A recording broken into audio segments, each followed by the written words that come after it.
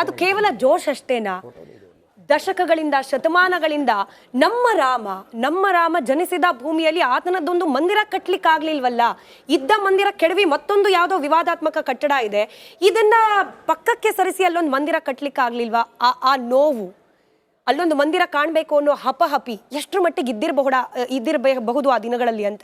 ಅವತ್ತು ಹಾಗಿದ್ದು ಅದು ಒಂದು ನಮ್ಮ ಒಳಗಡೆ ಇದ್ದಂಥ ಭಾವನೆಯ ಕಟ್ಟೆ ಅವತ್ತು ಒಡೆದಿದ್ದವುದು. ಅವತ್ತು ಬಾಬರಿ ಕಟ್ಟಡವನ್ನು ತೆರವುಗೊಳಿಸಬೇಕು ಅನ್ನುವಂಥ ಕಾರಸೇವಕರ ಮನಸ್ಸಲ್ಲಿ ಇದ್ದಂಥ ಒಂದು ಬಲವಾದಂಥ ಒಂದು ಇಚ್ಛೆ ಅವತ್ತು ಆ ಕಾರ್ಯವನ್ನು ಮಾಡಿಸ್ತು. 92ರ ಕಾರ್ಯಸೇವೆಯಲ್ಲಿ ನಾನು ಭಾಗವಹಿಸಿರಲಿಲ್ಲ, 90ರ ಕಾರ್ಯಸೇವೆಯಲ್ಲಿ ನಾನು ಭಾಗವಹಿಸಿದ್ದೆ. ಆಗ ನನಗೆ 20 ವರ್ಷ. ನಿಜವಾಗಲೂ ಇಡೀ ದೇಶದಲ್ಲಿ ರಾಮ ಎಲ್ಲರ ಹೃದಯದಲ್ಲಿ ಯಾವ ರೀತಿ ನೆಲೆಸಿದ್ದಾನೆ ಅನ್ನೋವಂಥದ್ದು ನನಗೆ ಅಯೋಧ್ಯೆಯಲ್ಲಿ ಪ್ರತ್ಯಕ್ಷ ಆಯಿತು. ಇಡೀ ದೇಶದಿಂದ ಎಲ್ಲ ರಾಜ್ಯದ ಜನರು ಅಲ್ಲಿ ಒಟ್ಟಾಗಿ ಸೇರಿದ್ರು.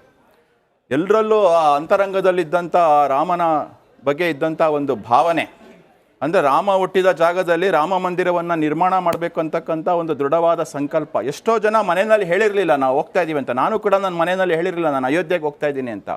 ನಮ್ಮ ಸ್ನೇಹಿತರ ಮನೆಗೆ ಹೋಗ್ತೀನಿ ಅಂತ ಹೇಳಿ ನಾನು ಬಂದಿದ್ದು. ಆ ಥರ ಲಕ್ಷಾಂತರ ಜನ ಅಲ್ಲಿಗೆ ಬಂದಿದ್ದರು. ಕೆಲವೊಂದು ಮನೆಗಳಲ್ಲಿ ಬಿಡ್ತಾನೂ ಇರಲಿಲ್ಲ. ನನಗೆ 20 ವರ್ಷ, ನನ್ನನ್ನು ಹ್ಯಾಕ್ ಕಳಿಸ್ಕೊಡ್ತಾ ಇದ್ರು. ಆ ರೀತಿ ತುಂಬ ಜನ ಅಲ್ಲಿಗೆ ಬಂದಿದ್ದರು. ಆದರೆ ಅವತ್ತು ಅಲ್ಲಿ ಆದಂಥ ಗೋಲಿಬಾರ್ ಇರ್ಬೋದು, ಆ ಸರಿಯೂ ನದಿಯ ಸೇತುವೆಯಿಂದ ಆ ಕಡೆ ಈ ಕಡೆ ಧುಮುಕಿ ಅವತ್ತು ಕಾರಸೇವಕರು ಸತ್ತಂಥದ್ದಿರ್ಬೋದು, ಪೊಲೀಸರು ಮಾಡಿದಂಥ ಗೋಲಿಬಾರ್ ಇರ್ಬೋದು. ಮುಲಾಯಂ ಸಿಂಗ್ ಯಾದವನ್ನ ಆಗಲೇ ನಮ್ಮ ಹಿರಿಯರು ಹೇಳ್ತಾ ಇದ್ರು, ಮುಲಾಯಂ ಸಿಂಗ್ ಯಾದವ್ ಅಂತ. ನಿಜವಾಗ್ಲೂ ಅವರು ಮುಲ್ಲಾನೇ. ಅವ್ರಿಗೆ ಯಾಕೆ ಪದ್ಮಶ್ರೀ ಪ್ರಶಸ್ತಿ ಕೊಟ್ಟಿದ್ದಾರೋ ಗೊತ್ತಿಲ್ಲ ನನಗೆ. ಅಷ್ಟು ವಿಕೃತವಾಗಿ, ಅಷ್ಟು ಕ್ರೂರವಾಗಿ ಒಬ್ಬ ರಾಕ್ಷಸ ಅಂತ ಹೇಳ್ಬೋದು. ಆ ರೀತಿಯಲ್ಲಿ ಅವತ್ತು ಕಾರಸೇವಕರ ಮೇಲೆ ಒಂದು ದೌರ್ಜನ್ಯವನ್ನು ಮಾಡ್ತಕ್ಕಂಥ ಒಂದು ಕೆಲಸ ಮುಲಾಯಂ ಸಿಂಗ್ ಯಾದವ್ ಸರ್ಕಾರ ಮಾಡ್ತು.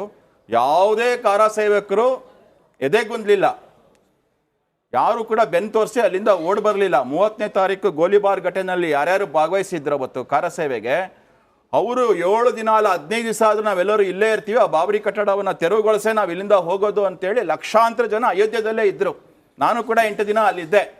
ಅದಾದ ನಂತರ ಸರ್ಕಾರ 2ನೇ ತಾರೀಕು ಮತ್ತೆ ಬಾಬರಿ ಕಟ್ಟಡಕ್ಕೆ ಎಲ್ಲ ಕಾರಸೇವಕರು ಹೋಗಬೇಕು ಅಂತೇಳಿ ಸೂಚನೆ ಬಂತು. ಕರ್ನಾಟಕ, ಆಂಧ್ರ ಮತ್ತು ಇನ್ನು ಉಳಿದಂತೆ 3-4 ರಾಜ್ಯಗಳೆಲ್ಲ ಒಂದು ಕಡೆಯಿಂದ ಒಂದು 4 ಕಡೆಗಳಿಂದ ಬಾಬರಿ ಕಟ್ಟಡದ ಕಡೆಗೆ ಹೋಗಬೇಕು ಅಂತ ಒಂದು ಯೋಜನೆಯಂತೆ ನಾವು ಕರ್ನಾಟಕದವರು, ಆಂಧ್ರದವರು, ತಮಿಳುನಾಡವರು ಮತ್ತು ಉತ್ತರದ ಒಂದು ರಾಜ್ಯದವರು ಎಲ್ಲರೂ ಸೇರಿ ಒಂದು ಕಡೆ ನಾವು ಹೋಗ್ತಾ ಇದ್ದೀವಿ. ಎಲ್ಲರ ಉದ್ಘೋಷ ಜೈ ಶ್ರೀರಾಮ್.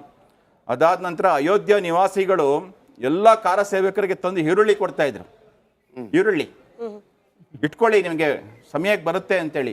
ಆ ಟೇರ್ ಗ್ಯಾಸ್ ಹೊಡೆದಾಗ ತಕ್ಷಣ ನೀವು ಈರುಳ್ಳಿಯನ್ನ ತಿನ್ನಿ, ಕಣ್ಣಿಗೆ ಈರುಳ್ಳಿಯನ್ನ ಇಟ್ಕೊಳ್ಳಿ, ಅದು ನಿಮಗೆ ಏನು ಅಪಾಯ ಮಾಡೋದಿಲ್ಲ, ನೀವು ಮುಂದೋಗೋದಕ್ಕೆ ಸಹಾಯ ಮಾಡುತ್ತೆ ಅಂತೇಳಿ ಅಯೋಧ್ಯೆ ನಿವಾಸಿಗಳು ತಂದು ರಾಶಿ ಈರುಳ್ಳಿಯನ್ನ ಎಲ್ಲ ಕಾರಸೇವಕರಿಗೆ ಕೊಡ್ತಾ ಇದ್ರು. ನನ್ನ ಪಕ್ಕದಲ್ಲಿ ಇದ್ದವ್ರ ಹೋಗೇನೆ ಒಬ್ರಿಗೆ ಗೋಲಿಬಾರ್ ಆಯ್ತು.